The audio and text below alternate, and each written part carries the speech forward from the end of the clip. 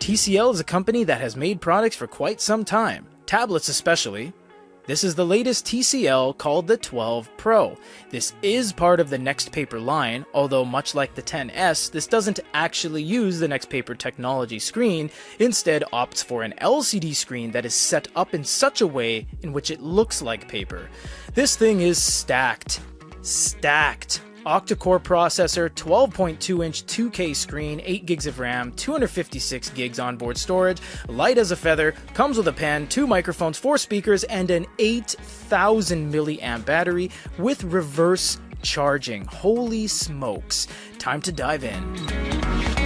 If you guys want to see the full review of the TCL NXTPAPER 11, check the video card up above, because this is really more of the same. Although, this one is saying that it does not have a full color electronic paper display, although it looks and performs the exact same way, except it just doesn't say that on the box.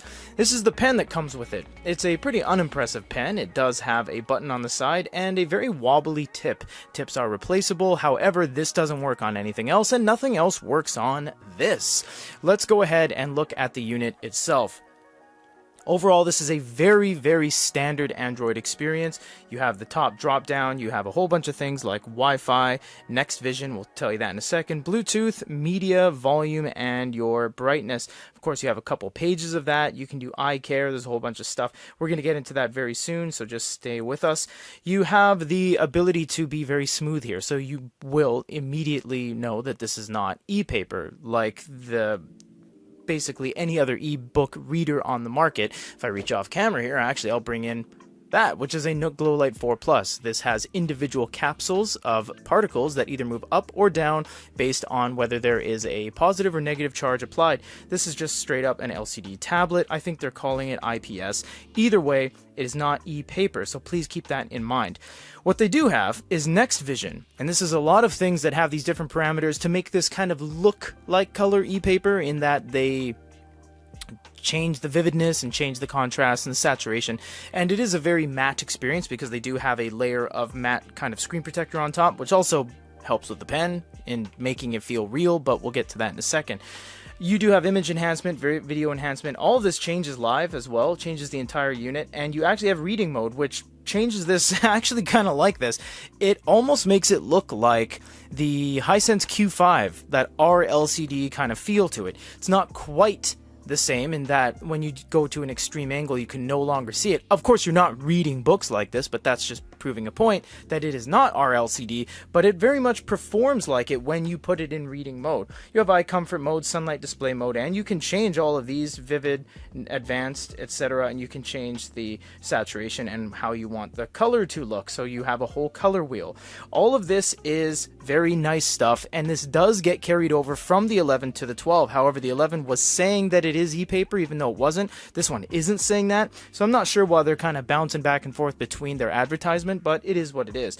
Google Play plays front and center on this thing for as far as I'm concerned, because basically anytime someone gives you Google Play, it renders everything else moot. So if you have the Amazon store or the Kobo store, the Barnes & Noble store, or the proprietary store, you can just get them all on here. So you would just basically start on Google Play, and this is the be-all end-all of applications. You don't even need to use this for the apps. You can use it just for ebooks, audiobooks, manga, top selling, and everything else, because you just get the whole experience right here. You can even try free samples right off of Google Play, and this leads us into reading manga. Yes, I got all that stuff. Let's just skip over everything to look at what it kind of performs as. You know EPAPER would never do that. You can't do peak, and even if you do, it wouldn't look like that.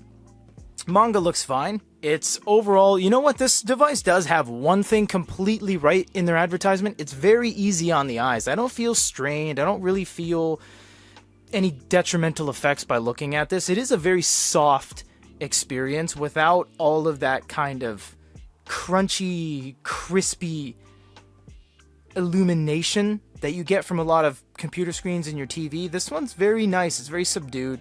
I think I like it quite a bit. It's also very high quality. It's fast, it's smooth. You don't need any speed modes. You don't need to mitigate anything with like X mode or A2 or anything like that, because it's not what this is. This isn't an ebook reader, so you don't need any of that stuff to speed it up. You can go over to ebooks as well, so bring us into some reading. We'll just choose any old thing, like, I don't know, this Fahrenheit thing. Try a free sample. We're not going to download it right now or buy it or anything. And it does tell you to introduce Nightlight. We're just going to skip over that and dismiss it, if it will let me. And now we're getting into an ebook. Yeah, it's alright. It is still looking like an LCD screen. There's not really fooling anyone with that. It doesn't appear that it is utilizing any sort of capsules with particles in it. It's just a very kind of anti-glare reading experience. It's very smooth. It's ready for you. It's always good to go. You have pinch and zooms. You can do long press, and because it's color, you can do different levels of highlights and everything. Translate is standard on Google Play as well. You can translate things, you copy things, and you can just basically take this and put it on a notepad, and you've just ripped a whole book basically. So there's a lot you can do on here. Let's go over to notes, because this is where we are going to take some notes. Get out of there, please and thank you. Got a lot of alerts because we just turned this on not too long ago. You want to go over to handwriting as well. Now they're saying this thing is very realistic, so we're kind of a little bit note-taking dweebs over here, because we've been dealing with digital stationery, styluses, tips, tip compositions, all the whole nine for quite a long time. So we'll press button to get it going, and away we go. Let's just, I'll tell you how it feels, because we've been in the game for a while. This is very slippery, extremely slippery. You can see I have a light grip on this, not really holding on to it, and there's no traction whatsoever. This does lack a ton of traction. Now, you know, that is a subjective thing, because a lot of people say, I don't really want my device to feel like paper. In this device's circumstance, you'd be perfect, because it doesn't feel real at all. This is an extremely smooth experience, and it feels like you're writing with a piece of plastic, which it is, on a piece of glass, which it is. This particular unit's screen protector, matte screen protector, offers no resistance whatsoever. There is very little to no actual traction or stickiness or grit or sandpaper feel of any kind. It's just a slippy, slidey experience. Let's take some notes all the same, however.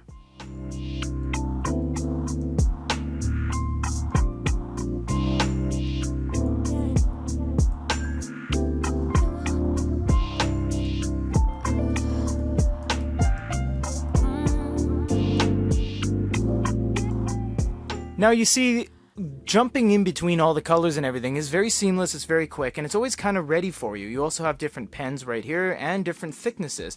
Unfortunately, no, there's no tilt or any additional features or anything, but you do have, if you press the side button, you can erase things, but it doesn't seem to work all the time.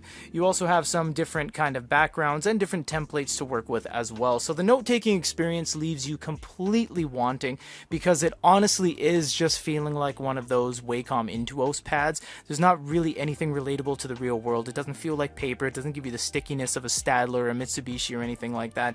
It is just a very tablet experience with not a whole lot of attributes that jump out to say, wow, I absolutely need this for note-taking. And the fact that the pen is very uninspired. There's nothing really unique about the pen. In fact, there's very little styling on it as well. In terms of R&D, it is just a means to an end. It's just to write on the canvas, and that's really the end of it. If we get some colored balls on the screen just for an example, we can go over to Next Vision and we can turn on reading mode just to show you what kind of all happens. This doesn't just subdue the color, it just eliminates the colors 100%. I much like that. I think it has very good applications for reading and things like that. We can turn off the video enhancement, image enhancement, and game enhancement, and you'll see that it looks a little bit more in your face. It is less subdued like we've seen before.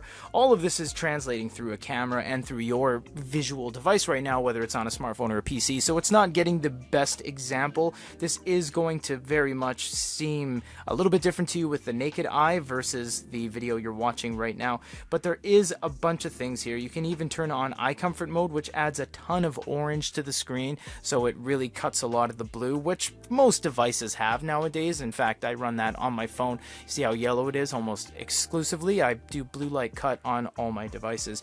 I'm not a scientist, but you know, they say it's good. I kind of feel feel better looking at something a little bit more, maybe a 4300 degree Kelvin range, something orange and amber, versus something completely blue, purple, white, like 12,000 degrees. So it just feels like this Next Vision thing is a little bit of a cheat in a way to say that something is or looks like EPAPER without actually being EPAPER. I'm not sure why the naming kind of differs from device to device. The 10S, the 11, or the 12 Pro, they all have the Next Vision thing. They're all called NXTPAPER, but they're kind of marketed in different ways towards different crowds. And we'll end on this. And each one, unlike e-reading devices, which only work on the stock application or OneNote only with Onyx, this will be the exact same experience whether you use Sketch, whether you use Paint, whether you use notepads, or the millions of notepad devices you get from Google Play. You'll have the exact same pen experience every step of the way. Everything is so quick as well. It is so snappy, and you can just go in between things at the drop of a hat.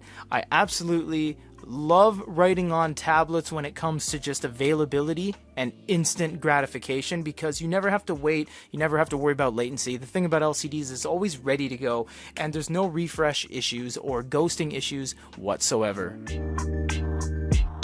It has a paper-like display and a dedicated E-pen, and every spec under the sun, which makes this undoubtedly very important in the tablet contender space. However, it is still holding the NXTPAPER name without actually having the EPAPER panel. Comes with a pen, but doesn't feel exactly the way it's advertised, and it's not exactly that cheap. It is $500, and maybe people don't need all the specs that these guys are throwing at you. Even though this has the NXTPAPER name on the box and on the device itself, it actually isn't the electronic paper display, but all things considered, this thing has every single spec you would ever need and more. For GoodyReader.com, this is Peter.